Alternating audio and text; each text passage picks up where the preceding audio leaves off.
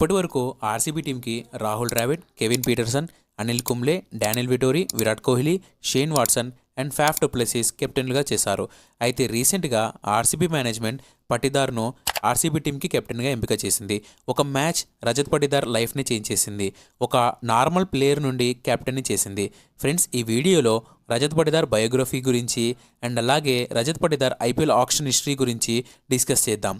Rajat Patidar June 1, 1993న మధ్యప్రదేశ్లోని ఇండోర్లో జన్మించాడు.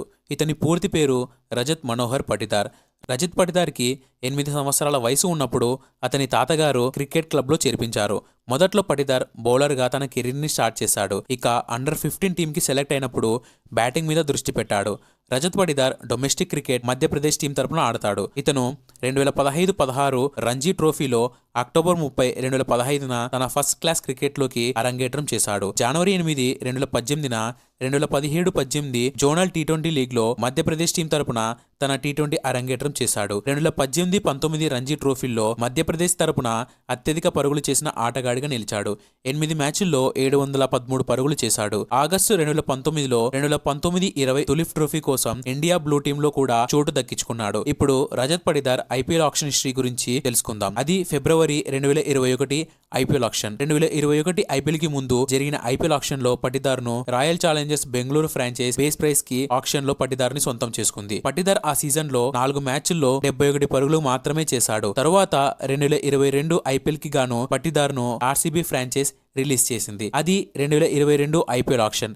మళ్లీ పటిదార్ 20 లక్షల బేస్ ప్రైస్ తో ఆక్షన్ లోకి అడుగుపెట్టాడు. ఏ ఫ్రాంచైజ్ పటిదార్ ని కొనుక్కోవడానికి ముందుకు రాలేదు. Rajat Patidar was unsold. కొన్ని రోజుల తర్వాత ఆర్సీబీ ఫ్రాంచైజ్ ఇంజురీతో ఐపీఎల్ లీగ్ నుండి రోల్డ్ అవుట్ అయిన లవ్నీత్ సిసోడియా ప్లేస్ లో పటిదార్ ను 20 లక్షలకు తీసుకుంది.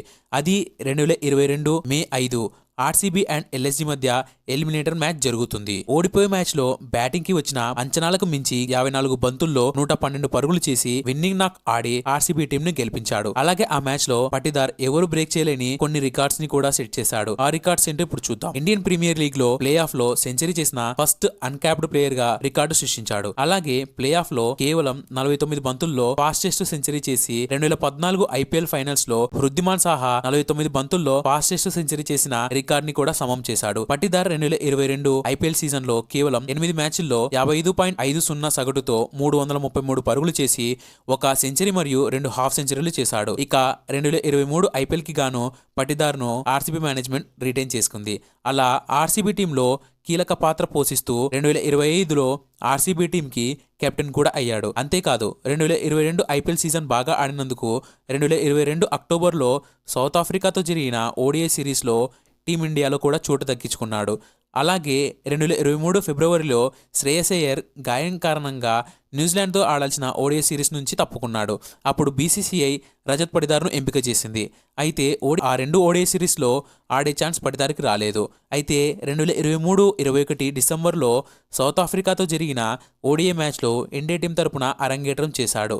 ఆ మ్యాచ్లో 13 బంతుల్లో 22 పరుగులు కూడా చేశాడు. ఫ్రెండ్స్,